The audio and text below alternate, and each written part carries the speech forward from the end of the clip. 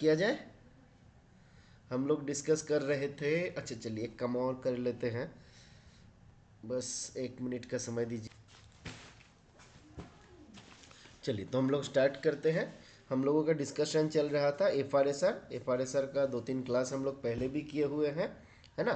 और आज हम लोग आज के क्लास में चैप्टर 4 जिसमें पे के बारे में बताया गया, ये कौन सा पार्ट हम लोग देख रहे हैं फंडामेंटल सप्लीमेंट्री रूल का, एक बार बताइए। तो अभी हम लोग कौन सा पार्ट पढ़ रहे हैं एफ का? पब्लिक चैट में एक बार बताइए फटाफट से। एट प्रेजेंट हम लोग कौन सा पार्ट को लेके डिस्कस कर रहे हैं? एफ का 4 पार्ट, कौन सा अभी हम लोग पढ़ रहे हैं? हम लोग एफ पार्ट 1। अभिजीत जी 3 में क्या था बताइए। तो एफ पार्ट 3 में क्या था? पार्ट 3 में लीव रूल के बारे में बताया गया था ना।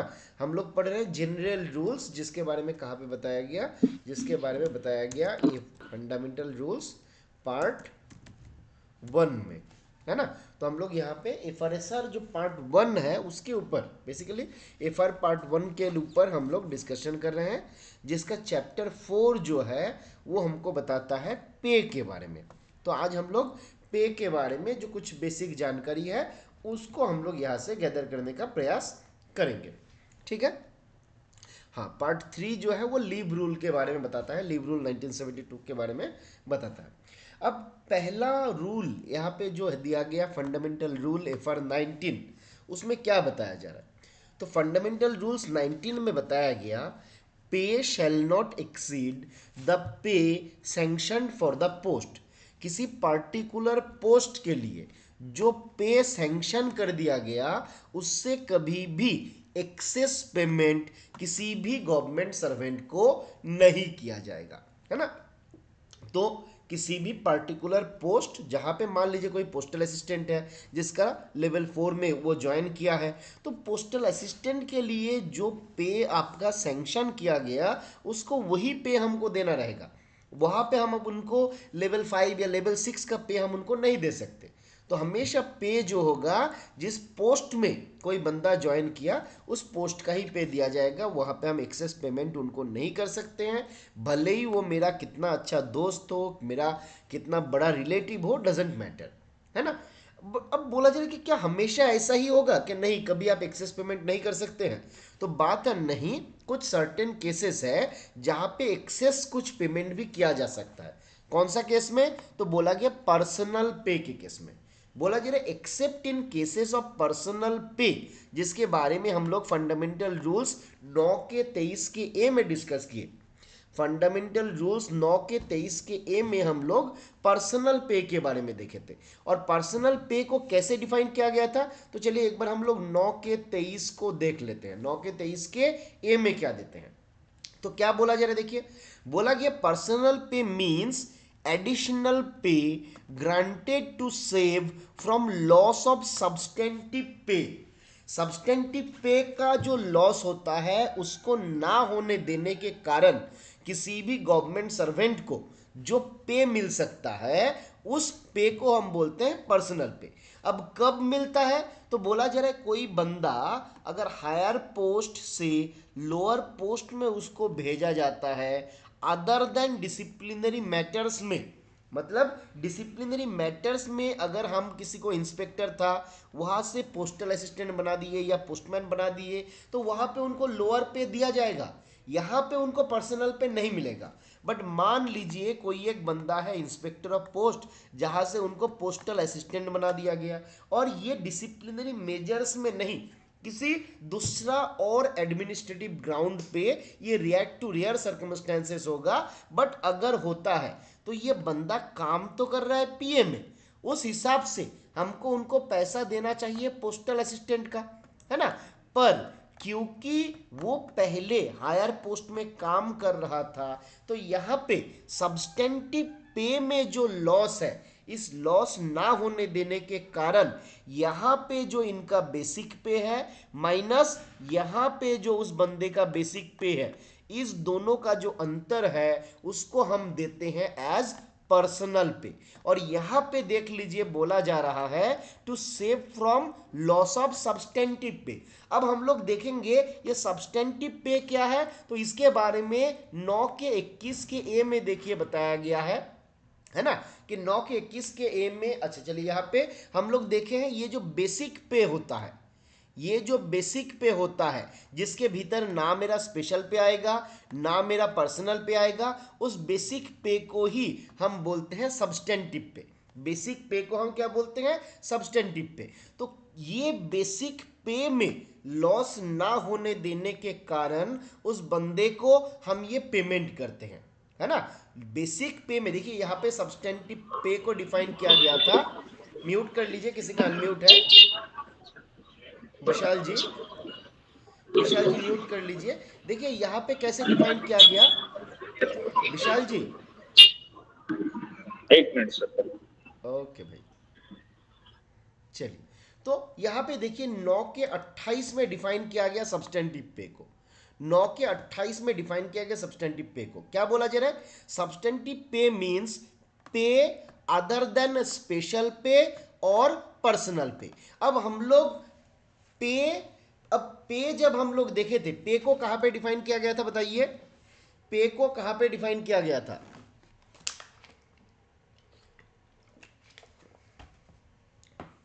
पे को कहां पे डिफाइन किया गया था, 9 के 23 में नहीं मुकेश जी, याद करिए।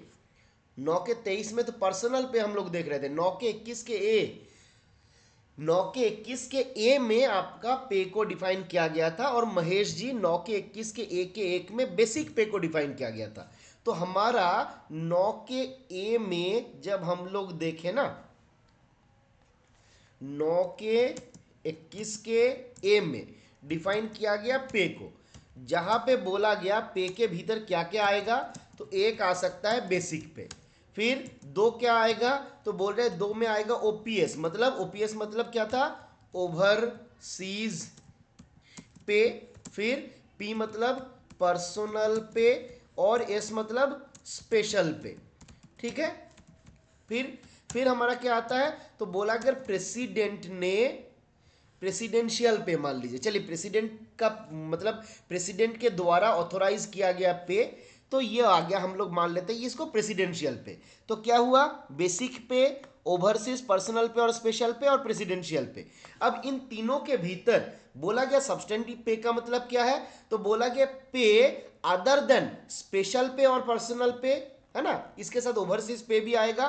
तो ये हमारा कट गया, है ना, ओवरसीज पे, पर्सनल पे, स्पेशल पे मेरा कट गया। फिर क्या बोला गया, ये प्रेसिडेंट के द्वारा जो पे को ऑथोराइज किया गया, मतलब 9 के 21 के 1 के 3 में, तो वहां पे क्या बताया गया था, तो हम लोग जो प्रेसिडेंशियल पे देखे हुए थे वो मेरा कट गया। तो अगर ये ओवर, ये वाला कट गया, ये वाला कट गया, तो बचा क्या, तो बचा मेरा ये बेसिक पे। तो सब्सटेंटिव पे का मतलब क्या हुआ, सब्सटेंटिव पे का मतलब हो गया बेसिक पे, है ना। तो आपको लॉस होने नहीं दिया जाएगा। तो कौन सा लॉस होने नहीं दिया जाएगा, तो जो आपका सब्सटेंटिव पे है उसमें आपका लॉस नहीं होने दिया जाएगा। मतलब क्या है, तो बेसिक फंडा ये है, आपके बेसिक पे में कोई लॉस ना हो, जिस कारण से आपको ये पर्सनल पे जो है दिया जा रहा है ना। तो यही बात यहाँ पे आपका बताया जा रहा है। तो ये पर्सनल पे जो है, अगर किसी को, अब कोई बंदा जो है हायर पोस्ट से लोअर पोस्ट में गया, नॉर्मली उनको लोअर पोस्ट का पे मिलना था, पर क्योंकि उस बंदे को लॉस हुआ है, तो पे प्रोटेक्शन देने के लिए मैंने उनको पर्सनल पे दे रहा हूँ।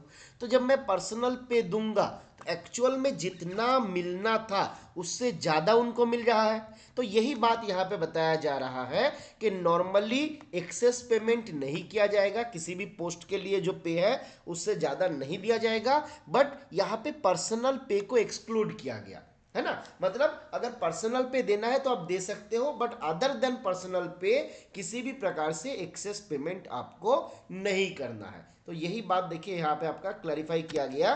बोला कि accept in cases of personal पे, जिसको 9 के 23 के ए में डिफाइन किया गया, the pay of government servant shall not be so increased as to exceed the pay sanction for his post. किसी भी पर्टिकुलर पोस्ट के लिए जो पे को सैंक्शन किया गया उससे ज़्यादा नहीं हो सकता है, उसको एक्सीड नहीं कर सकता है। बोला जा रहा है कि अब मान लीजिए किसी कारणवश अगर इससे एक्सेस हमको पेमेंट करना है तो यहाँ पे कौन आपको सैंक्शन दे पाएगा, तो बोला जा रहा है कंपिटेंट अथॉरिटी जो एक पोस्ट को क्रिएट कर सकता है।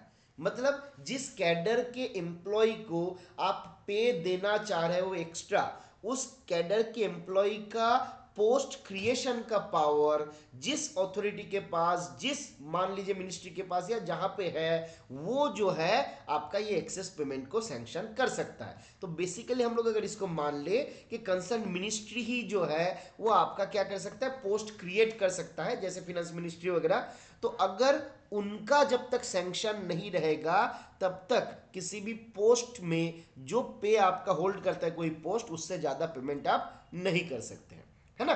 बोला कि it bounds the central government. अब बोला जा रहा है ये FR 2019 जो है ये आपका सेंट्रल गवर्नमेंट को भी बाउंड कर रहा है। बोला कि it bounds the central government not to grant an initial pay higher than what is permissible under FR 22। FR 22 में FR 22 ये हम लोग आगे देखेंगे। FR 22 जहां पे आपका पे फिक्सेशन के बारे में बताया गया, तो बोला जा रहा है FR 22 में जो हमारा मतलब प्रोसीड्योर बताया गया कि किसी पर्टिकुलर पोस्ट का इनिशियल पे कितना होगा, तो बोला जा रहा है ये सेंट्रल गवर्नमेंट को भी बाउंड करता है। It bounds the central government not to grant an initial pay higher than what is permissible under FR 22। तो FR 22 में पे फिक्सेशन के प्रक्रिया के बारे में बताया गया। अब पे फिक्सेशन के प्रक्रिया में जो गाइडिंग प्रिंसिपल दिया गया उसको सेंट्रल गवर्नमेंट को फॉलो करना है, और उससे बढ़ा के आप किसी भी गवर्नमेंट सर्वेंट को कहीं पे भी रिक्रूट नहीं कर सकते हैं। तो इनिशियली अगर किसी का रिक्रूटमेंट होता है तो हमेशा जो लोअर सेल है किसी पर्टिकुलर टाइम स्केल में वहां पे उनका अपॉइंटमेंट होता है, बाद में फ्यूचर में उनको इंक्रीमेंट मिलते रहेगा और वो धीरे धीरे टाइम स्केल में आगे बढ़ते रहेंगे, है ना। अब यहाँ पे एक और कंडीशन दिया गया एडवांस इंक्रीमेंट के बारे में। क्या बोला जा रहा है कि एडवांस इंक्रीमेंट में बी गिवन अंडर FR 27। तो यहां से एक सवाल आपसे पूछा जा सकता है कि आपका एडवांस इंक्रीमेंट के बारे में कौन सा फंडामेंटल रूल में बताया गया, एक बार पब्लिक चैट में कंफर्म करिए कौन सा वाला FR में फंडामेंटल रूल्स में एडवांस इंक्रीमेंट के बारे में बताया गया। तो FR 27 में बताया गया। पे फिक्सेशन के बारे में कहां पे बताया गया, पे फिक्सेशन के बारे में कहां पे बताया गया, तो FR 22 में बताया गया, है ना। फिर हम लोग देखें बेसिक पे, जो सब्सटेंटिव पे है यानी कि बेसिक पे है, बेसिक पे के बारे में कहां पे बताया गया, 9 के 21 के A के 1 में। FR 28 में थोड़ा ही था, FR 28 में हम लोग सब्सटेंटिव पे देखे नितिन जी, FR 28 में हम लोग सब्सटेंटिव पे देखे, है ना। तो हम लोग मतलब अगर इनडायरेक्टली जो देखे कि सब्सटेंटिव पे मतलब बेसिक पे, बट अगर बेसिक पे के बारे में ही खाली बात करें तो 9 के 21 के A के 1 में बताया गया आपका बेसिक पे के बारे में, है ना। और 9 के 21 के A के 2 में किसके बारे में बताया गया, 9 के 21 के A के 2 में ओल्ड, हाँ बिल्कुल, ओवरसीज पे, पर्सनल पे और स्पेशल पे के बारे में बताया गया, है ना। चलिए आगे बढ़ते हैं हम लोग। अब आते हैं FR 22 जहां पे फिक्सेशन के बारे में बताया गया। FR 22 में पे फिक्सेशन के बारे में बताया गया। क्या बोला गया देखिए, बोला चलिए द ऑप्शन फॉर पे fixation shall be furnished with in 1 month from the assumption of charge. Exam point of view से ये एकदम मोस्ट इंपॉर्टेंट क्वेश्चन के भीतर एक है ना। आपसे कभी भी एग्जाम पे सवाल पूछा जा सकता है कि पे फिक्सेशन के लिए चार्ज एज्यूम करने के कितने दिन के भीतर आपको ऑप्शन फर्निश करना होता है, एक बार फटाफट से बताइए पब्लिक चैट में कि FR 22 के हिसाब से जब हमको पे फिक्सेशन के लिए रिक्वेस्ट करना होता है तो कितने दिन के भीतर, विद इन 1 मंथ। कहाँ से, from the date of assumption of charge, जिस दिन मैंने चार्ज को एज्यूम किया उस दिन से 1 महीने के भीतर हमको पे फिक्सेशन का रिक्वेस्ट देना होता है। और जब पे फिक्सेशन के लिए हम रिक्वेस्ट करते हैं तो डेट ऑफ इंक्रीमेंट को सिलेक्ट करने के लिए कि नेक्स्ट हमारा जो इंक्रीमेंट मिलेगा या जो हमारा इंक्रीमेंट है वो कब मिलेगा, तो बोला कि यहाँ पे आप 2 ऑप्शन फर्निश कर सकते हैं। Number 1 date of next increment और नंबर 2 डेट ऑफ प्रमोशन। तो मान लीजिए आज हो गया मेरा 22/2/2025। अब आज के दिन में हमको प्रमोशन मिला और मैं पोस्टल असिस्टेंट से इंस्पेक्टर बन गया हूँ, है ना। मैं पहले पोस्टल असिस्टेंट था और मैं क्या हुआ, इंस्पेक्टर बन गया हूँ। तो अगर मैं इंस्पेक्टर बन गया हूँ तो यहाँ पे हमारे पास ऑप्शन आएगा कि हम चूज कर सकते हैं कि मेरा इंक्रीमेंट जो है मैं कब लेना चाहता हूँ। तो नंबर 1 जिस दिन हमको प्रमोशन मिला, यानी कि जिस दिन हम आईपी बने, मैं चाहता हूँ तो उस डेट को सिलेक्ट कर सकता हूँ, है ना। जैसे आज का दिन हमारा हो गया कौन सा, मान लीजिए 22/2/2025। तो आज के दिन में अगर हमको प्रमोशन मिलता है और हम चाहते हैं कि आज से ही प्रमोशन लेना, तो बिल्कुल तो डेट ऑफ प्रमोशन वाला ऑप्शन हमने सिलेक्ट किया।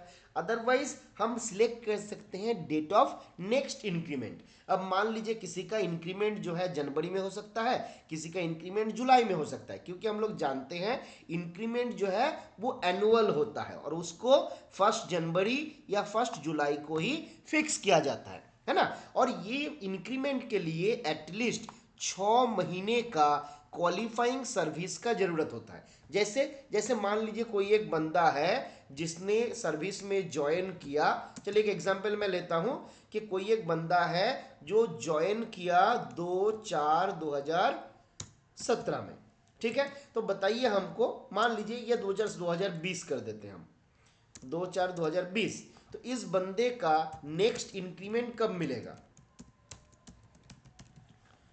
2/4/2020 में ये ज्वाइन किया है, तो नेक्स्ट इंक्रीमेंट कब मिलेगा, 1 जनवरी 2021 में इनको नेक्स्ट इंक्रीमेंट मिल जाएगा, है ना। तो यहाँ पे इनका डेट फिक्स हो गया कि 1 जनवरी को इनको इंक्रीमेंट मिलते रहेगा। अब मान लीजिए इस बंदे को, तो यहाँ पे इनका नेक्स्ट इंक्रीमेंट, यहाँ पे इनका इंक्रीमेंट का महीना हो गया क्या, 1 जनवरी, है ना। इंक्रीमेंट का महीना हो गया इसका 1 जनवरी। अब मान लीजिए हमने क्या किया, 22/2/2025 में मैं पोस्टल असिस्टेंट से इंस्पेक्टर बन गया हूं, है ना। मैं पोस्टल असिस्टेंट था, मैं इंस्पेक्टर बन गया हूं। अब यहाँ पे क्या हो जाएगा, हमको ऑप्शन मिलेगा कि 2 डेट के भीतर किसी पर्टिकुलर डेट को हम चूज करें मेरे इंक्रीमेंट के लिए। अगर डेट ऑफ नेक्स्ट इंक्रीमेंट हमने चूज किया तो आज के दिन में हमको इंक्रीमेंट नहीं मिलेगा, 22/2/2025 में हमको इंक्रीमेंट नहीं मिलेगा।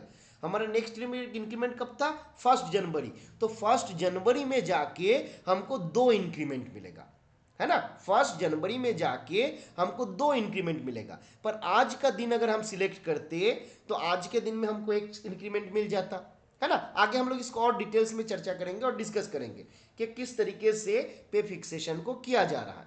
अब यहाँ पे और 2-3 बातें हैं जो बताया गया।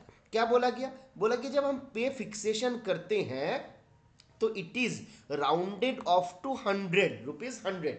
जब हम पे फिक्सेशन करते हैं तो हम राउंड ऑफ कैसे करते हैं, तो बोला जा रहा है 100 के मल्टीपल में हम इसको राउंड ऑफ कर देते हैं। और अगर कभी भी कोई ऐसा अमाउंट आता है जो 50 से कम है तो इसको क्या किया जाता है, इसको कंप्लीटली इग्नोर कर दिया जाता है।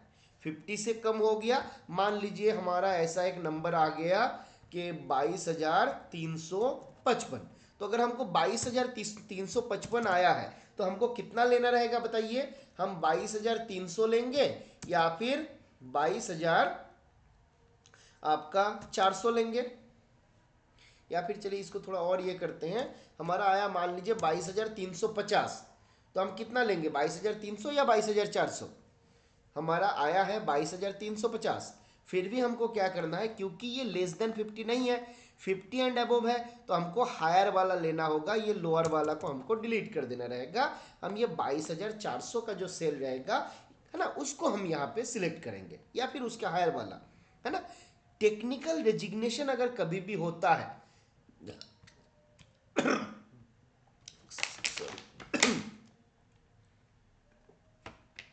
अगर कोई भी गवर्नमेंट सर्वेंट टेक्निकल रेजिग्नेशन लेते हैं तो बोला गया वहां पे उनको पे प्रोटेक्शन दिया जाता है। टेक्निकल रेजिग्नेशन अगर कोई बंदा देता है तो उनको पे प्रोटेक्शन दिया जाता है। मतलब मान लीजिए कोई बंदा अगर हायर पोस्ट से लोअर पोस्ट में जाता है, कोई बंदा अगर हायर पोस्ट से, नॉर्मली टेक्निकल रेजिग्नेशन हम लोग जो देखते हैं आपका लोअर पोस्ट से जब हायर पोस्ट में जाते हैं वहां पे ही ज़्यादा चांसेस रहता है या फिर ज़्यादा केसेस रहता है। बट मान लीजिए कोई बंदा हायर पोस्ट से लोअर पोस्ट में चला गया टेक्निकल रेजिग्नेशन देके, तो यहाँ पे उनका क्या था, हायर पे था, और जब लोअर पे में आया तो पे कम हो गया, तो यहाँ पे उनको पे प्रोटेक्शन दिया जाता है। और पे प्रोटेक्शन देने के लिए हम उनको क्या करते हैं, पर्सनल पे को देते हैं। ये हायर पोस्ट और लोअर पोस्ट के बेसिक पे के भीतर जो अंतर रहेगा उतना अमाउंट हम उनको पे करेंगे एज पर्सनल पे, है ना, क्लियर है ना। चलिए आगे बढ़े हम लोग, एक बार कंफर्म करिए यहां तक क्लियर है। देखिए अब यहां पे जब मेरा 7th सीपीसी आया था तो कैसे मेरा पे फिक्सेशन किया गया उसके बारे में हमारा यहाँ पे बताया गया। तो हमारा जो, मान लीजिए कोई एक आपका पोस्टल असिस्टेंट है, तो कोई पोस्टल असिस्टेंट है तो उनका ग्रेड पे कितना हो जाएगा, तो 2400 हो जाएगा। और उनका एग्जिस्टिंग पे बैंड क्या था, तो पे बैंड 1 में वो थे, है ना। और वहां पे एग्जिस्टिंग पे इन पे बैंड, तो वहां पे उनका जो एग्जिस्टिंग पे था वो कितना था, 10,160 था। और पहले क्या होता था, ये जो ग्रेड पे है और पे इन पे बैंड, इन दोनों को हम ऐड करते थे, तब जाके हमको मिलता था एग्जिस्टिंग बेसिक पे। तो हमने यहाँ पे क्या किया, तो देखिए यहाँ पे दो नंबर को ऐड कर दिया गया। किसको किसको ऐड किया, तो एक मेरा जो ग्रेड पे है यानी कि 2400, इसके साथ जो मुझे पे इन पे बैंड, एग्जिस्टिंग पे इन पे बैंड, वो मान लीजिए 10,160, इन दोनों को अगर हम ऐड करते हैं तो मेरा रिजल्ट कितना आता है, 12560। तो ये हो गया मेरा एग्जिस्टिंग बेसिक पे 12560, है ना। ये हुआ मेरा एग्जिस्टिंग बेसिक पे एज पर 6th सीपीसी। और जब ये 7th सीपीसी में हम लोग आए तो एक फिटमेंट फैक्टर दिया गया। क्या दिया गया, फिटमेंट फैक्टर। और फिटमेंट फैक्टर कितना था बताइए, स्क्रीन तो दिखाई दे रहा होगा गणेंद्र जी, बाकी लोग कंफर्म करिए।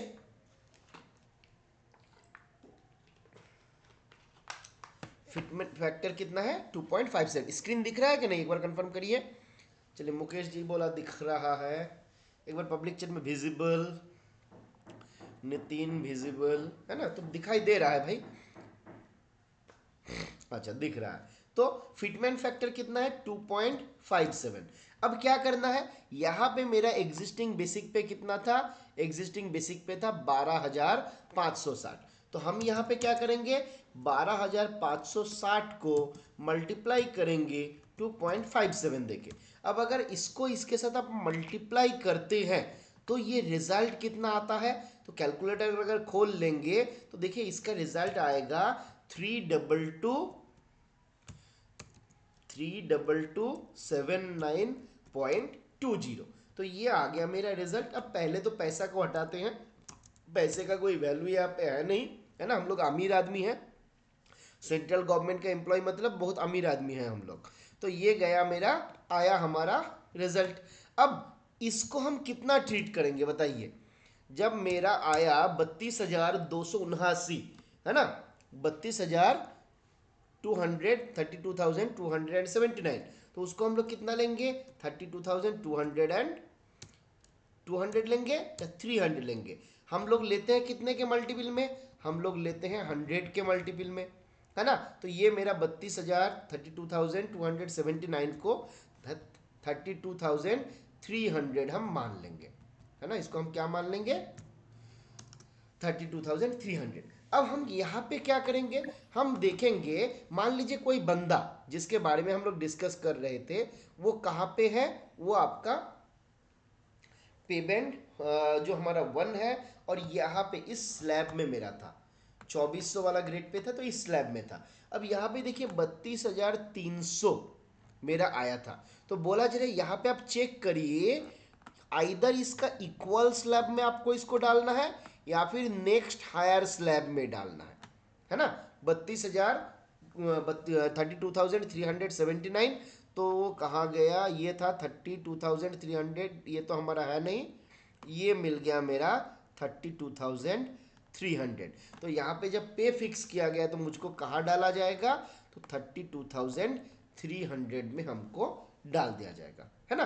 तो ये पे फिक्सेशन जब 6th सीपीसी से हम लोग 7th सीपीसी में आए तो उस जगह पे इस तरीके से हमको पे फिक्सेशन जो है किया गया। अब मैं आपको एक एग्जांपल देता हूं, आप उसको एक बार फिक्स करके देख लीजिए, है ना। अगर हम लोग, चलिए ये तो हालांकि आपको जरूरत नहीं होगी, इसको समझने में दिक्कत हुआ, क्लियर है, एक बार कंफर्म करिए क्लियर है कि नहीं।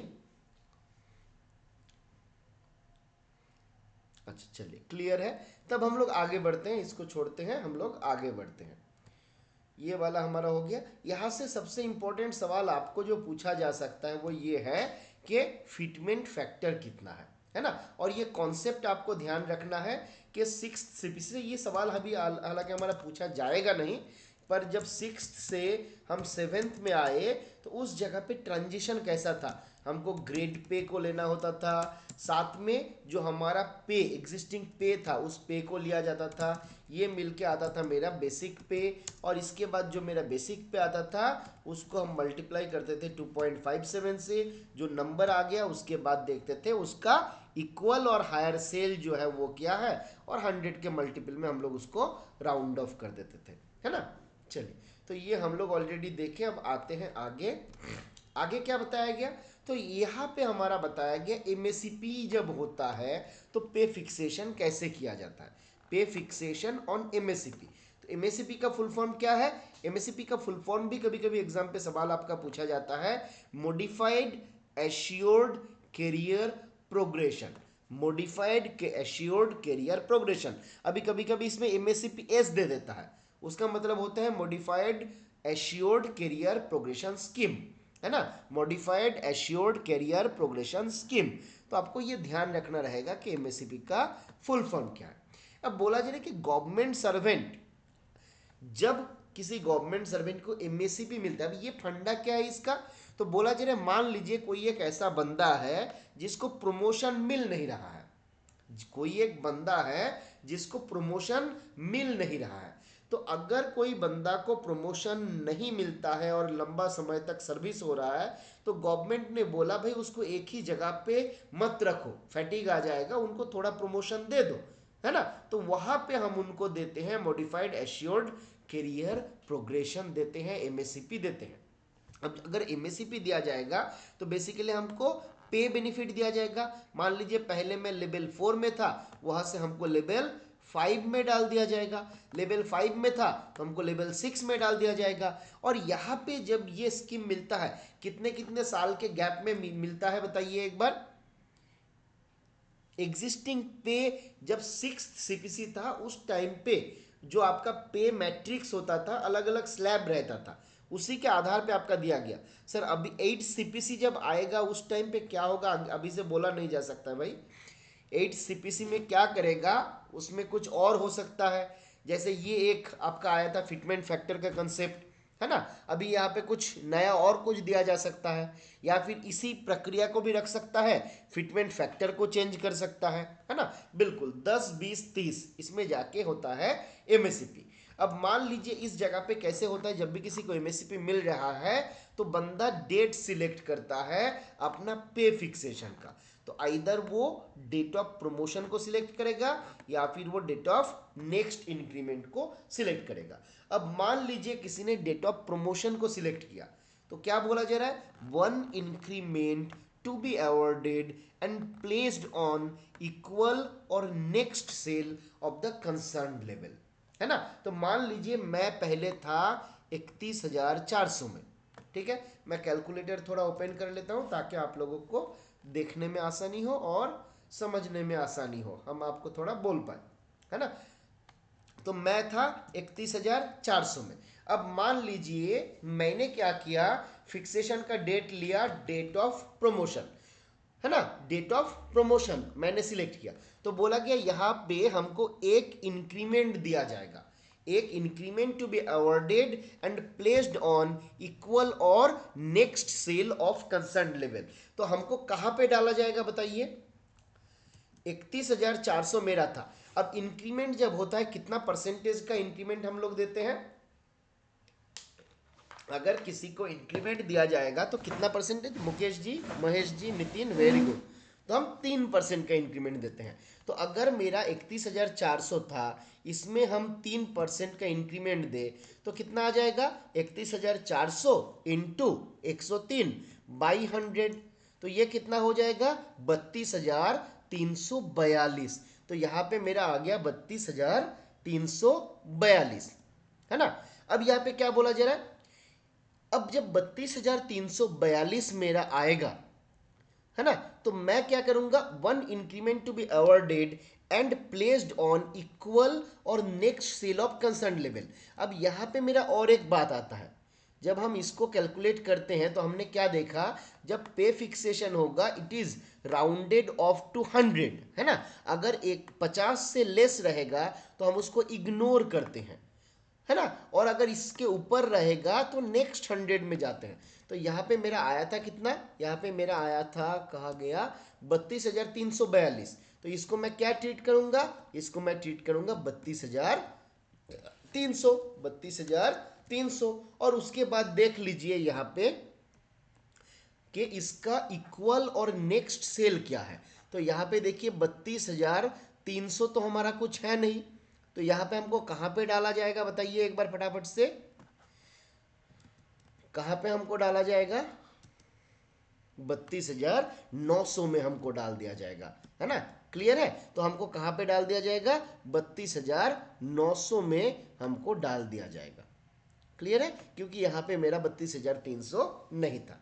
अब मान लीजिए डेट ऑफ नेक्स्ट इंक्रीमेंट को अगर हम चूज करते हैं तो उस जगह पे क्या होगा? तो यहाँ पे हमको 2 इंक्रीमेंट मिलेगा। यहाँ पे हमको 2 इंक्रीमेंट मिलेगा ओल्ड पे लेवल पे, और प्लेस किया जाएगा इक्वल और next cell of concern level. तो यहाँ पे हमारा पहले मैं था मान लीजिए 31,400, यहाँ पे अगर हमको 2 इंक्रीमेंट मिलेगा 31,400, तो हम कहाँ पे पहुंचेंगे बताइए एक बार?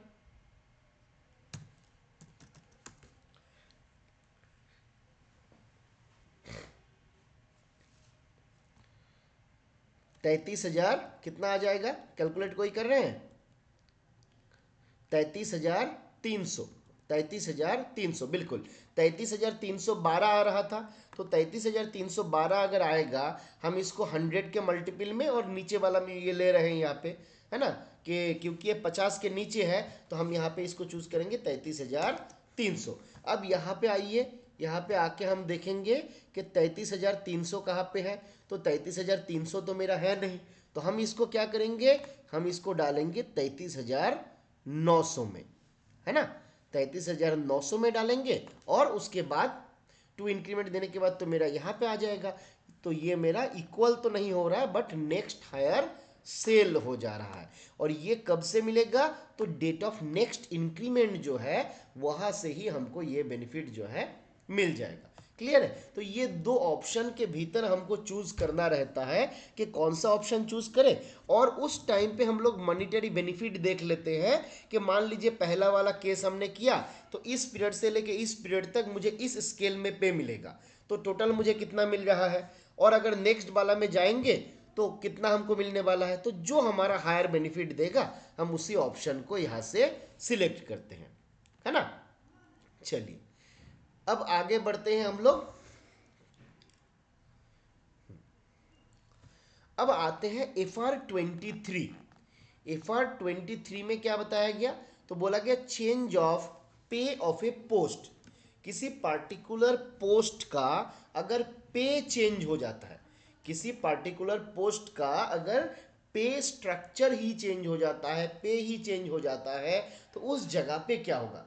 तो बोला जा रहा है the holder of a post the pay of which is changed shall be treated as if he were transferred. तो कोई एक बंदा कोई एक पोस्ट होल्ड कर रहा था और जो पोस्ट वो होल्ड कर रहा था उस पोस्ट का पे ही चेंज हो गया, तो बोला जरा ये एज्यूम कर लिया जाएगा कि उस बंदे का नया कोई पोस्ट में ट्रांसफर हुआ है ना। तो अगर कोई पोस्ट का पे चेंज हो जाता है तो मान लिया जाएगा कि उस बंदा का नया ट्रांसफर हुआ है उस पोस्ट में, और यहाँ पे वो ऑप्शन दे सकता है कि वो अपना पुराना जो पे था उसी को रिटेन करेगा या फिर क्या करेगा। तो बोला जा रहा है he may at his option retain his old pay until the date on which he has earned next or subsequent increment on the old scale। तो जब तक वो जिस पोस्ट को होल्ड कर रहा था, है ना, बोला जा रहा है he may at his option retain his own pay until the date on which he has earned his next or any subsequent increment on the old scale or until he vacates his post or ceases to draw the pay on the time scale। तो जो post वो hold कर रहा था उस post में जब तक उनको नेक्स्ट या फिर सब्सिक्वेंट इंक्रीमेंट मिल रहा है और मिलते मिलते जो टाइम स्केल में वो था उस टाइम स्केल का अंत तक वो पहुंचता है, तब तक के लिए वो ओल्ड पे जो है उसको होल्ड कर सकता है। हम लोग टाइम स्केल का मतलब क्या देखे थे कि मान लीजिए कोई एक बंदा जो है यहां से शुरू किया और यहां से लेके यहां तक, मतलब ये नीचे तक, ये वाला पोर्शन जो है इसको हम लोग बोलते हैं टाइम स्केल। तो यहां से लेके 25,500 था, यहां से बढ़ा यहां पहुंचा, यहां पहुंचा, यहाँ आया, यहाँ आया, करते करते यहाँ तक पहुंचा। तो जब तक ये पूरा पे स्केल, पूरा टाइम स्केल खत्म नहीं हो जाता है किसी पर्टिकुलर स्केल में, तब तक के लिए वो क्या कर सकता है, अगर चाहता है तो अपना पुराना जो पोस्ट था उसी पोस्ट में वो रह सकता है। यही बात यहाँ पे आपका बताया गया, देखिए कि he may at his option retain his old pay, अपना जो ओल्ड पे स्केल था भले ही मान लीजिए उनको इस जगह से हटा के दूसरे जगह पे डाल दिया गया। मान लीजिए यहाँ पे था पहले, मान लीजिए यहाँ पे 27,900 पे था और उसको चेंज करके मान लीजिए इधर भेज दिया गया, है ना। क्योंकि अगर कोई हायर बेनिफिट देगा तो नॉर्मली कोई तो छोड़ के मतलब लोअर बेनिफिट लेगा नहीं, तो नॉर्मल सर्कमस्टेंसेस यही है कि उसको हायर से लोअर में दिया गया।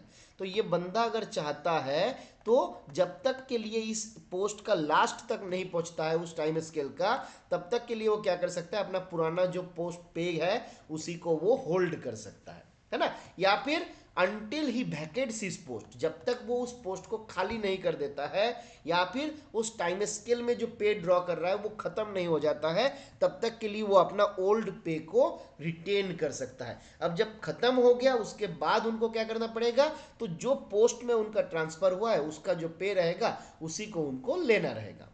अब कोई बंदा अगर एक बार ऑप्शन फर्निश कर दिया कि हाँ मैं क्या चाहता हूं, मैं मेरा पुराना पे को ही चाहता हूं या फिर नया पे को लेना चाहता हूं, तो एक बार अगर किसी ने अपना डिसीजन दे दिया तो the decision will be final, यहां पे उसी को फाइनल मान लिया जाएगा। क्लियर है? आगे बढ़े। आगे यहां पे डिफाइन किया गया है इंक्रीमेंट को। ठीक है ज्ञानेंद्र जी, आगे बढ़ते हैं हम लोग। आगे यहां पे बताया गया है इंक्रीमेंट के बारे में। क्या बोला जा रहा है? बोला जा रहा है इंक्रीमेंट, इंक्रीमेंट के बारे में कहां पे बताया गया, तो ये भी इंपॉर्टेंट है, सवाल पूछा जा सकता है। कहां पे बताया गया इंक्रीमेंट के बारे में, एक बार फटाफट बताइए पब्लिक चैट में। ओल्ड पे मतलब जो पोस्ट वो होल्ड कर रहा था उस पोस्ट का जो पे है उसी को यहां पे बोला जा रहा है ओल्ड पे। ठीक है शिवानी जी, मान लीजिए हम जब जॉब कर रहे थे, मैं होल्ड कर रहा था, सपोज मैं यहाँ पे ले लेता हूँ ये वाला, ठीक है, मान लीजिए मैं 56,900 ये वाला जगह पे मैं था, ठीक है, मान लीजिए मैं इंस्पेक्टर हूँ और ये मेरा आपका प्रेजेंट बेसिक पे है, ठीक है, तो मैं यहाँ पे था। अब मान लीजिए मेरा ये जो पोस्ट है किसी कारणवश इस पोस्ट को डाउनग्रेड कर दिया गया और इसका जो आपका पे है उस पे को घटा के मान लीजिए 43,600 कर दिया गया। तो यहाँ पे हमको मान लिया जाएगा कि मेरा जो ट्रांसफर है वो इस पोस्ट से लेके इस पोस्ट में मेरा ट्रांसफर हुआ है। यहाँ से मेरा इस पोस्ट में ट्रांसफर हुआ है, और क्योंकि मेरा यहाँ पे नुकसान हो रहा है पे में, तो मैं बोलूँगा कि नहीं, हमको ये पे नहीं चाहिए, हमको यही पे चाहिए। तो यहाँ पे ये जो मेरा पे था इसको बोला जा रहा है ओल्ड पे, है ना, मेरा पुराना जो पे था। और ये मैं कब तक डिटेन कर सकता हूँ, तो बोला जा रहा है जब तक मैं यहाँ तक नहीं पहुँचता हूँ, जो मेरा इस 4600 का ये जो पे स्केल में मैं हूं, इस टाइम स्केल का लास्ट तक मैं नहीं पहुंचता हूं। इसके नीचे और भी है, बट हम लोग यहाँ पे इतना ही लिए हैं, तो मान लीजिए इसके नीचे और भी कुछ कॉलम है, रो है ना। तो जहां तक मैं इसके एंड तक पहुंचूंगा वहां तक मैं इसी लाइन पे, इसी टाइम स्केल पे रह सकता हूं।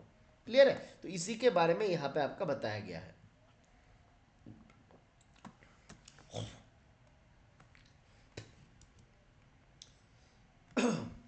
देखिए, हायर टू लोअर नॉर्मली नहीं होता है, नॉर्मली नहीं होता है, बट कोई एक पार्टिकुलर पोस्ट है, जिस पोस्ट का ही गवर्नमेंट ने क्या किया, फाइनेंस मिनिस्ट्री ने क्या किया, उस पोस्ट को ही लोअर पोस्ट कर दिया, लोअर ग्रेड कर दिया। जैसे एक एग्जांपल आप लोग ले सकते हैं, मतलब ये एग्जैक्ट आपका यहाँ पे फिट नहीं होता है, पर मैं एक एग्जांपल आपको दे रहा हूँ, थोड़ा जीडीएस का एग्जांपल आप ले सकते हैं यहाँ पे, ठीक है, फिट पूरा नहीं बैठेगा।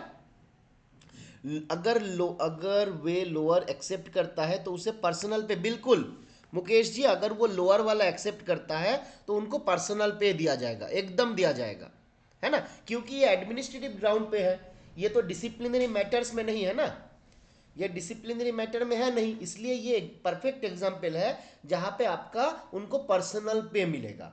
ठीक है, जैसे मान लीजिए आपका कभी कभी क्या होता है, बीपीएम होता है ना, तो बीपीएम को किसी पर्टिकुलर जगह पे आपका कोई मान लीजिए बीओ है, उस बीओ में अगर बहुत अच्छा काम हो रहा है तो उस बीओ को क्या कर दिया जाता है, एसओ कर दिया जा सकता है।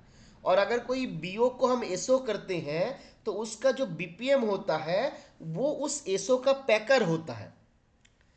कोई बीओ को अगर एसओ में आप कन्वर्ट कर देते हैं, उस बीओ का जो बीपीएम होगा वो उस एसओ का पैकर यानी कि डाक सेवक होगा। अब मान लीजिए कि वो बीपीएम जो है लेवल 2 में था, है ना, वो बीपीएम जो है लेवल 2 में था। अब जब वो उस ऑफिस का आपका पैकर बन गया यानी कि डाक सेवक बन गया, तो वो तो आपका आ गया लोअर वाला स्केल में ना, क्योंकि वो 12,000 से लेके 14,500, मान लीजिए 14,500 से, हमको एग्जैक्ट नहीं याद आ रहा है, 14,500 से समथिंग रहता है, तो मान लीजिए वो हायर स्केल में था, बट वहां से अगर एबीपीएम का हायर स्केल में भी जाएगा तो वो 12,000 में पहुंचेगा। तो यहाँ पे क्या हुआ, वो हायर से लोअर में आ गया।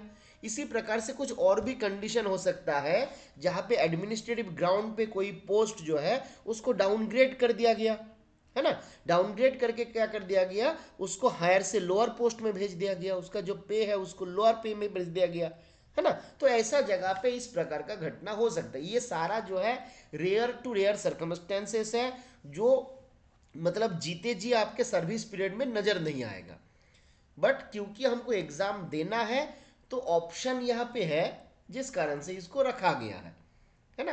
तो ये एग्जाम पॉइंट ऑफ व्यू से इंपॉर्टेंट है, प्रैक्टिकली उतना इंपॉर्टेंट आपके लिए कभी भी नहीं होगा। ठीक है, आगे आते हैं हम लोग। इंक्रीमेंट क्या बोला जा रहा है, an increment shall ordinarily, an increment shall ordinarily be drawn as a matter of course unless it is withheld.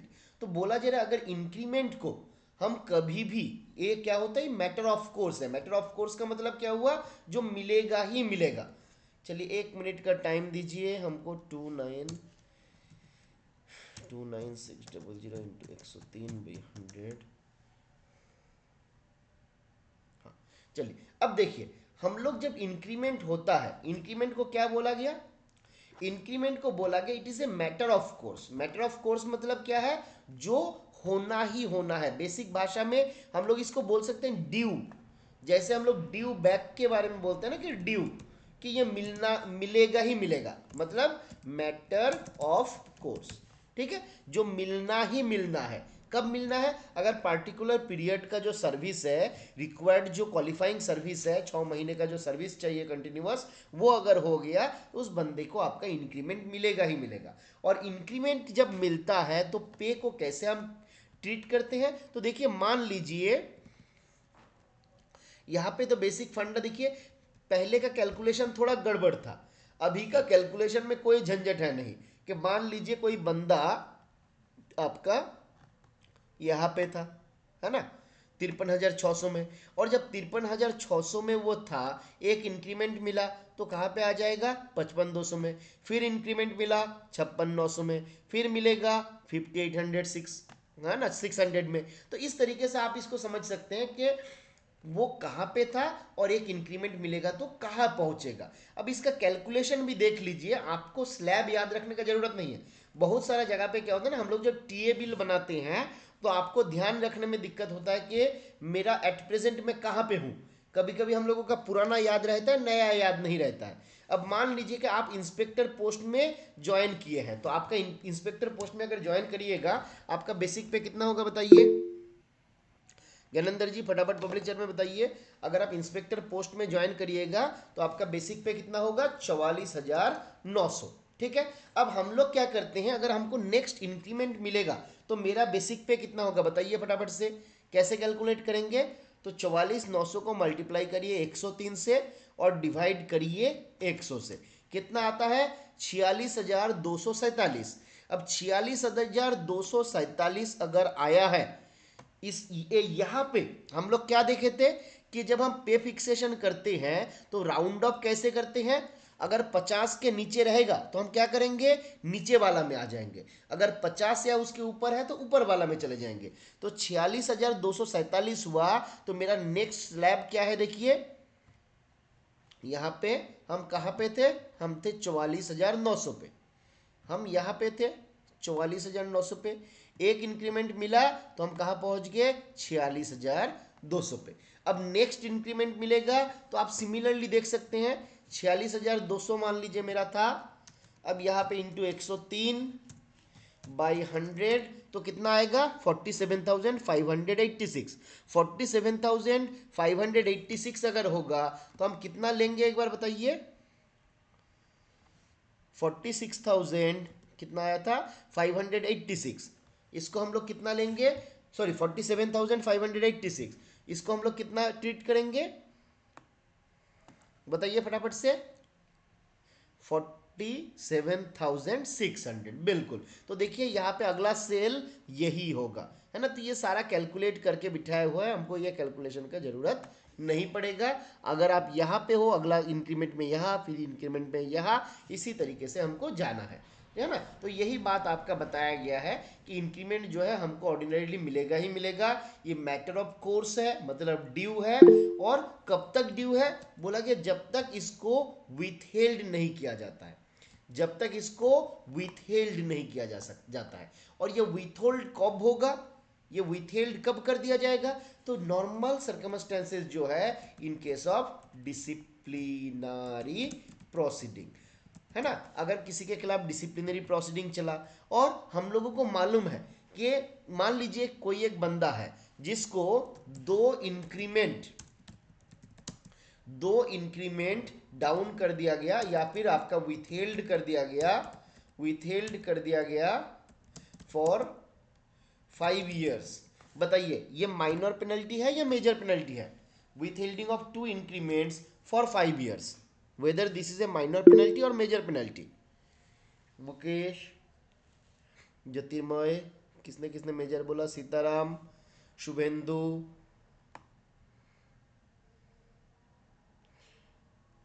चलिए। तो कुछ आपका कंफ्यूजन है, किसी ने बोला माइनर है, किसी ने बोला मेजर है। अब किसने मेजर बोला, तो मेजर आपने बोला ये 5 साल को देख के, है ना, कि नॉर्मली हम लोग देखें कि 3 साल तक माइनर होता है ना, 3 साल एक्सीड हो जाएगा तो मेजर है। बट इंक्रीमेंट के केस में ऐसा कुछ नहीं बोला गया। इंक्रीमेंट चाहे आपका 5 साल के लिए विथहेल्ड हो या फिर 50 साल के लिए, सारा जो है माइनर पेनल्टी कहलाएगा। याद रहेगा, इंक्रीमेंट चाहे 5 साल के लिए आपका विथहेल्ड हो या फिर 50 साल के लिए विथहेल्ड हो, ये सब क्या होगा माइनर पेनल्टी। याद रहेगा, माइनर पेनल्टी। विथ इंक्रीमेंट जो है अगर विथ क्यूमुलेटिव इफेक्ट भी है, इंक्रीमेंट विथहेल्ड कर दिया गया विथ क्यूमुलेटिव इफेक्ट, फिर भी इसको क्या बोलेंगे हम, फिर भी इसको हम बोलेंगे माइनर पेनल्टी। याद रहेगा? देखिए यहां पे हम लोग देखे हुए थे सीसीएस सीसीए रूल क्या था, with holding of increment of पे। यहां पे कभी बोला गया कि कितने साल का इंक्रीमेंट है? यहां पे कोई और इंक्रीमेंट वाला ऑप्शन है? आप अगर यहां पे आते हैं मेजर पेनल्टी में तो लोअर स्टेज में भेज दिया गया, लोअर टाइम स्केल में भेज दिया गया, कंपलसरी रिटायरमेंट हो गया, रिमूवल हो गया, डिसमिसल हो गया। तो मेजर पेनल्टी में कोई इंक्रीमेंट का ऑप्शन है? बताइए एक बार पब्लिक चैट में। मेजर पेनल्टी में withheld of increment for any number of years is minor। Very good Mahesh ji, बिल्कुल। एनी नंबर ऑफ ईयर्स भी याद रखिए और साथ में याद रखिए क्यूमुलेटिव होगा तो भी, पेंशन के ऊपर इफेक्ट होगा तो भी, सारा केस में ये माइनर पेनल्टी। बट इसका एक खास बात है। खास बात क्या है? अगर 3 साल से ज्यादा पीरियड के लिए आप किसी का इंक्रीमेंट को विथहेल्ड करते हो, 1 नंबर। अगर क्यूमुलेटिव इफेक्ट में विथहेल्ड करते हो, 2 नंबर। और तीसरा, अगर पेंशन के ऊपर एडवर्स इफेक्ट आ रहा है आपका इस विथहेल्ड करने के लिए, तो वहां पे माइनर पेनल्टी तो होगा, माइनर पेनल्टी तो होगा, बट रूल 14 का प्रोसीडिंग भी वहां पे होगा। रूल 14 में जैसा प्रोसीडिंग होता है ना, मतलब आईओपीओ का अपॉइंटमेंट होता है ना, वहां पे कोर्ट प्रोसीडिंग के जैसा डिसिप्लिनरी डिपार्टमेंटल प्रोसीडिंग चलता है, तो सारा चीज यहाँ पे होगा। पर फिर भी मान लिया जाएगा कि ये माइनर पेनल्टी का केस है। क्लियर है? तो बोला जा रहा है increment may be withheld from a government servant by the central government और any authority to whom the central government may delegate his power under rule 6। तो हमने कहां पे देखा था? तो रूल 6 अगर हम लोग आएंगे, चलिए एक बार देख लेते हैं रूल 6 में क्या बोला गया। जीआईडी डेफिनेशन 9 में बताया गया था। रूल 6 में क्या था? पावर ऑफ डेलीगेशन, है ना। हम लोग क्या देखे थे FR6 में? Power of delegation. तो वही बात यहाँ पे आपका बताया जा रहा है कि पावर ऑफ डेलीगेशन जो था, है ना, तो यहाँ पे भी उसी के बारे में बताया जा रहा है कि गवर्नमेंट ने, सेंट्रल गवर्नमेंट ने अगर कोई दूसरा अथॉरिटी को अपना पावर डेलीगेट किया है कि वो इंक्रीमेंट को विथहेल्ड कर सकता है, तो वो बंदा जो है इसको विथहेल्ड कर सकता है। अब कौन सा ग्राउंड पे करेगा? तो बोला जी if his conduct is not been good, अगर उनका जो आचरण है वो दैट गुड नहीं है कि उनको इंक्रीमेंट मिले, या फिर उनका जो काम है वो सेटिस्फैक्टरी नहीं है, तो वो सब जगह पे सेंट्रल गवर्नमेंट या फिर उनके द्वारा ऑथोराइज किया हुआ दूसरा जो बंदा है वो क्या कर सकता है? किसी का इंक्रीमेंट को विथहेल्ड कर सकता है। In the order of withheld, अब देखिए जब भी हम किसी गवर्नमेंट सर्वेंट का इंक्रीमेंट को विथहेल्ड करेंगे तो यहाँ पे जो डिसिप्लिनरी अथॉरिटी है या फिर जो सेंट्रल गवर्नमेंट है उनका क्या काम है? वेणुगोपाल जी कुछ बताना चाहते हैं तो आप मैसेज कर सकते हैं। तो बोला जा रहा है in the order of withholding of increment the withholding authority shall state, क्या बोलेगा? The period for which the increment is withheld. तो कितने समय के लिए वो जो इंक्रीमेंट था उसको विथहेल्ड किया गया, और whether the postponement shall have the effect of postponing future increment, मतलब ये क्यूमुलेटिव इफेक्ट में रहेगा या नहीं रहेगा। तो दो चीज यहां पे आपको बताना रहेगा, क्या क्या? नंबर 1, फॉर व्हाट पीरियड, कितने समय के लिए इसको विथहेल्ड किया जाएगा। दूसरा, ये क्यूमुलेटिव होगा और नहीं होगा। ये जो बात है, इस बात को जो आपका अथॉरिटी रहेगा, कंपिटेंट अथॉरिटी रहेगा जो इंक्रीमेंट विथहेल्ड का ऑर्डर दे रहा है, उनको अपने ऑर्डर में इसके बारे में बताना रहेगा। ठीक है। अब जब इंक्रीमेंट को विथहेल्ड करते हैं, यहां पे 2 प्रकार का केसेस दिया गया। नंबर 1, विथहोल्डिंग ऑफ नेक्स्ट इंक्रीमेंट्स, मतलब बाद में जितना सारा इंक्रीमेंट मिलने वाला है इन सम स्पेसिफाइड पीरियड, मान लीजिए 5 साल के लिए बोला गया कि withholding of next increments for 5 years, मतलब अगला 5 साल में उनको जितना सारा इंक्रीमेंट मिलने वाला है सबको क्या कर दिया गया? विथहेल्ड कर दिया गया। तो अगले 5 साल उनको कोई इंक्रीमेंट नहीं मिलेगा। दूसरा, विथहोल्डिंग ऑफ 1 इंक्रीमेंट, जहां पे उनका एक इंक्रीमेंट को आपका क्या किया, विथहेल्ड कर दिया गया फॉर स्पेसिफाइड पीरियड। अब ये भी हो सकता है एक इंक्रीमेंट को विथहेल्ड कर दिया गया 5 साल के लिए, तो वो एक इंक्रीमेंट को ही विथहेल्ड करेगा, स्पेसिफाइड पीरियड के लिए रहेगा। बाकी तो यहाँ पे फायदा क्या हो रहा है, उसके बाद जितना सारा है वो मिलते जाएगा, बट ये एक इंक्रीमेंट जो है उनको नहीं मिलेगा। तो ये दोनों प्रकार का केसेस यहाँ पे अवेलेबल है। साथ में सीसीएस सीसीए वाला पीपीटी मैं जो दिया हूँ, यहाँ पे आपका देखिए इसको एक्सप्लेन भी कर दिया गया कि इंक्रीमेंट विथहेल्ड करने का जो पेनल्टी वगैरह दिया जाता है, उस पेनल्टी में किस प्रकार से ऑर्डर दिया जा सकता है, और अगर देगा तो उसको पे के ऊपर कैसे एडवर्स इफेक्ट उसका रहेगा, क्या इफेक्ट उसका रहेगा। जैसे केसेस दिया गया, द पेनल्टी फॉर, सॉरी ये लोअर स्टेज है, यहाँ पे कहा गया,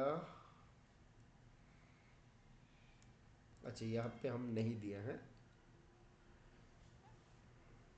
हाँ देखिए, the penalty for withholding of one increment for a period of 2 years। यहाँ पे क्या किया, एक इंक्रीमेंट को विथहेल्ड कर दिया गया, कितने दिन के लिए, 2 साल के लिए, है ना। तो बोला जाता है penalty of withholding of one increment for a period of 2 years is imposed on a government servant on 13/8/2017। तो 13/8/2017 में एक गवर्नमेंट सर्वेंट के ऊपर पनिशमेंट क्या आया, एक इंक्रीमेंट विथहेल्ड करने के लिए 2 साल के लिए। अब देखिए कैसे इसको किया गया, तो यहाँ पे 2 सिनारियो दिया गया। एक, उस बंदे का जो डेट ऑफ इंक्रीमेंट है वो 1 जनवरी को है, दूसरा डेट ऑफ इंक्रीमेंट जो है 1 जुलाई को है। अब यहाँ पे बेसिक पे इस बंदे का कितना था, 50,500, ये पोस्टल इंस्पेक्टर था मान लीजिए, तो 50,500 में ये था, है ना, जो आपका 7th जो हमारा लेवल है उसका 5th सेल में आता है ना, लेवल 7 का 5th सेल में आता है। तो पे when the penalty was imposed, जब पेनल्टी को इम्पोज किया गया वो था 13/8/2017। अब पे ड्यूरिंग द करेंसी पीरियड, अब करेंसी पीरियड क्या है, तो उनको कितने साल के लिए यहाँ पे रोका गया, 2 साल के लिए। तो यहाँ पे 13/8/2017 से स्टार्ट होगा, है ना। क्या बोला जा रहा है देखिए, अब यहाँ पे उनको एक इंक्रीमेंट विथहेल्ड कर दिया गया for a period of 2 years। तो पे ड्यूरिंग द करेंसी पीरियड कैसे कैलकुलेट किया जा रहा है, तो बोला जा रहा है increment due on 1/1/2018 will be withheld for 2 years। तो यहाँ पे 13/8/2017 में उसको तो कोई इंक्रीमेंट मिल नहीं रहा है, वो यहाँ पर ही था, कहाँ पे था, 50,500 में था। नेक्स्ट इंक्रीमेंट कब ड्यू हुआ, तो 1/1/2018 में, और ये विथहेल्ड कितने दिन के लिए रहेगा, तो बोला गया 2 साल के लिए, है ना। तो 1/1/2018 से लेके आप मान लीजिए 31/1/2018, फिर वहां से कैलकुलेट करिए 31/12/2019, तो ये हो गया मेरा 2 साल। तो ये 2 साल में उनको एक इंक्रीमेंट जो है नहीं मिलेगा, है ना। कैसे, तो बोला जाए as such the pay with effect from 13/8/2017 will be, कितना रहेगा, तो 13/8/2017 से लेके 31/12/2017 तक वो जहां पे था वहीं पे रहेगा, 50,500 में ही। अब 1/1/2018 से लेके 31/12/2018 इस पीरियड में उनको एक इंक्रीमेंट मिलना था, पर ये इंक्रीमेंट उनको नहीं मिलेगा, है ना। वो जहां पे था pay with effect from this to this will be ₹50,500, है ना, due to imposition of penalty. अब ये पीरियड 1/1/2019 से लेके 31/12/2019, इस जगह पे देखिए क्या हुआ, उनको नेक्स्ट इंक्रीमेंट दे दिया गया। क्यों दे दिया गया, क्योंकि इस जगह पे उनको बोला गया था एक ही इंक्रीमेंट डाउन होगा, है ना, एक इंक्रीमेंट नहीं मिलेगा। अब अगर हम 50,500 में थे, 50,500 में थे, एक इंक्रीमेंट अगर हमको मिलता है तो कितना होता है, 52,015। तो 52,015 को अगर हम राउंड ऑफ कर दे तो 52,000। तो देखिए जब 1/1/2019 हुआ, वहां पे अगला इंक्रीमेंट उनको मिला, मतलब 50,500 के ऊपर उनको एक इंक्रीमेंट मिला, और यहाँ पे 6th सेल में, 5th सेल से वो 6th सेल में पहुंच गया। तो यहाँ पे 1/1/2019 से लेके 31/12/2019 तक उनको 52,000 के स्लैब में मिलते गया, है ना। क्लियर है, तो इस तरीके से आपका इनको आता है। अब यहाँ पे देखिए इसको अभी खत्म नहीं हुआ, है ना। अब यहाँ पे इंक्रीमेंट जो है नोशनल है। नोशनल इंक्रीमेंट का मतलब जैसे हम लोग प्रिजम्पटिव पे देते हैं कि अगर काम करता तो जितना मिलता, तो यहाँ पे क्या हो रहा है उसके बारे में यहाँ पे आपका बताया गया। 1 जनवरी 2018 में उनका होना था 52,000, हुआ नहीं है वो अलग बात है। 1 जनवरी 2019 में उनका होना था 53,600, जो हुआ नहीं है ना।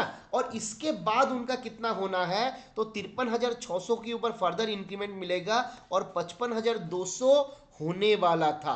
तो ये जो पीरियड था, करेंसी पीरियड खत्म कहाँ हुआ, 31/12/2019 में। तो जब ये खत्म हो जाएगा तो मैं उनको ये नोशनल इंक्रीमेंट जो है ये इंक्रीमेंट दे दूंगा। नोशनल इंक्रीमेंट का मतलब क्या होता है, जो इंक्रीमेंट अगर काम करता तो मिलता है ना, मतलब जो भी है वो मिल जाना था। अब क्योंकि ये क्यूमुलेटिव इफेक्ट में नहीं था और फ्यूचर के ऊपर इसका इफेक्ट नहीं था पोस्टपोनमेंट का, जिस कारण से जब ये करेंसी पीरियड खत्म हो जाएगा तो सीधा मैं इनको लेके कहाँ पे बिठाऊंगा, तो 53,600 में मैं इनको बिठा दूंगा। क्लियर हुआ कि नहीं बताइए, क्लियर हुआ, एक बार कंफर्म करिए, ये वाला क्लियर हुआ कि नहीं। चलिए, ये आपको सीसीए वाला भी मैं आपको शेयर कर देता हूं, ठीक है। इसको हालांकि इसके साथ साथ एक ऑर्डर भी मैं आपको दिया हूं ऑलरेडी, जिस जगह पे देखिएगा जितना सारा पेनल्टी है सबको एक्सप्लेन किया हुआ है ना, कि किस केस में कैसे हमारा पे फिक्सेशन होता है, कौन सा पेनल्टी दिया जाएगा, तो कैसे उस पे को दिया जाएगा। और यहाँ पे क्लियरली सारा एग्जाम्पल दे के आपका दिया हुआ है ना। चलिए, 2020 से इंक्रीमेंट मिलना शुरू, अगले साल तो फिर मिलेगा ना, 2019 में भी तो मिला हुआ है। एक ही साल के लिए यहाँ पे हमको एक इंक्रीमेंट जो है नहीं मिला था, उसके बाद से उनको इंक्रीमेंट मिल गया है। चलिए आगे आते हैं हम लोग, आते हैं फॉर 27, 28, 29, 30 ऑफिशियलिंग पे। चलिए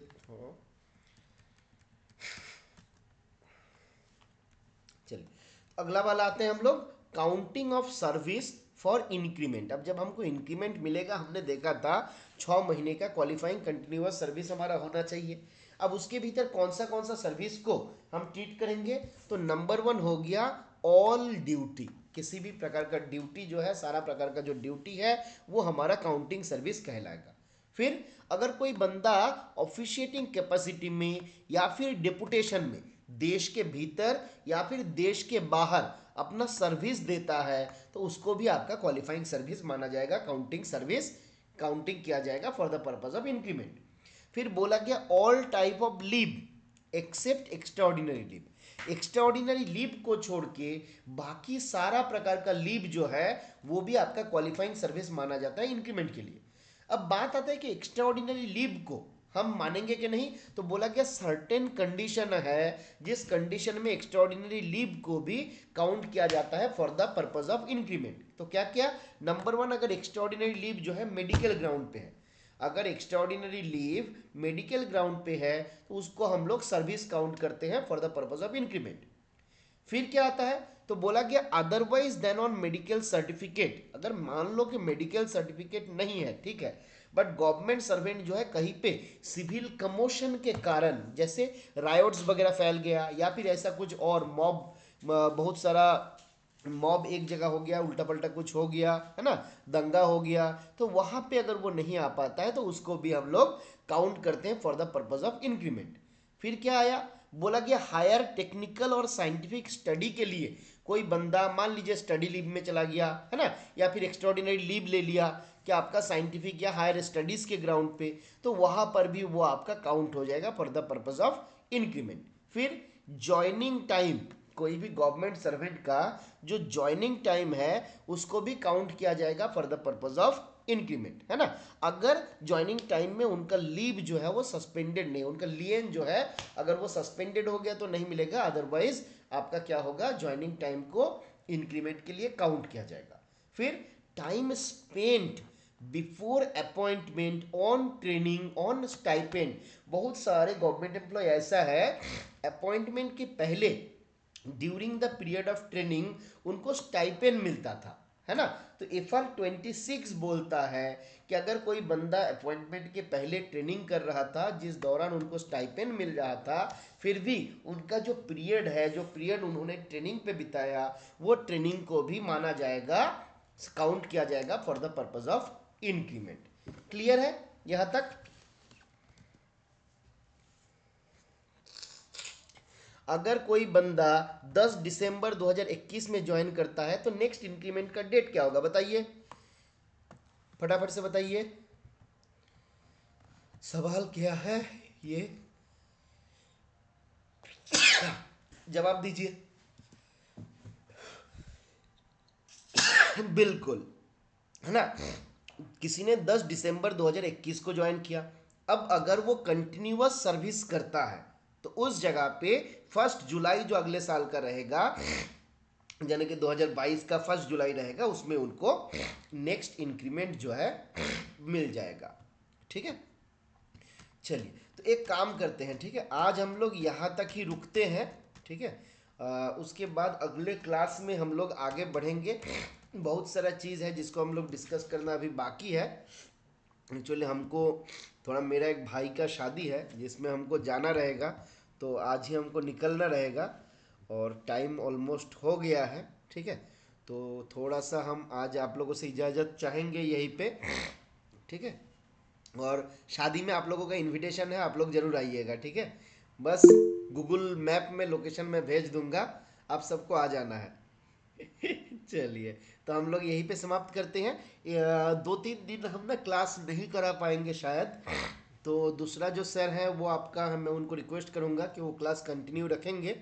ठीक है, तो मैं आपका बुध गुरुवार गुरुवार गुरुवार में नेक्स्ट, अगर इसके भीतर संभव हुआ तो मैं क्लास ले लूँगा, अदरवाइज नेक्स्ट क्लास जो है ना, तो मैं आपका बुधवार या गुरुवार को, मैं आपका 25, 26, 27 को मैं नेक्स्ट क्लास, 3-4 दिन हमको छुट्टी चाहिए, ठीक है, आप लोगों से, तो 3-4 दिन का छुट्टी हम लेंगे। 27 तारीख को हम नेक्स्ट क्लास जो है हम रखेंगे। ठीक है, और इसके भीतर आप लोग पढ़ते रहिएगा, और आपको अगर कोई भी टॉपिक के ऊपर मान लीजिए वीडियो चाहिए या मटेरियल चाहिए, मान लीजिए जैसे अभी हम FRSR पढ़ा नहीं पा रहे हैं, तो पिछले साल का एक वीडियो भी मेरे पास अवेलेबल है, तो आप अगर चाहते हो तो उसको सुन भी सकते हैं, तो उसमें भी आपका कंसेप्ट क्लियर हो जाएगा, है ना। तो मैं उसको आपको शेयर कर दूंगा। ठीक है, मैं एक काम करता हूँ, FRSR का पिछले साल का जो मेरा वीडियो है मैं आपको एक बार शेयर कर देता हूँ, ये 2-3 दिन में एक बार उनको सुन लीजिए, तो आपका FRSR कंप्लीट हो जाएगा, है ना। और फिर एक क्लास करके हम लोग 1-2 क्लास में उसको ख़त्म कर लेंगे, समाप्त कर लेंगे। ठीक है, चलिए, तो good night to all of you, शुभ रात्रि।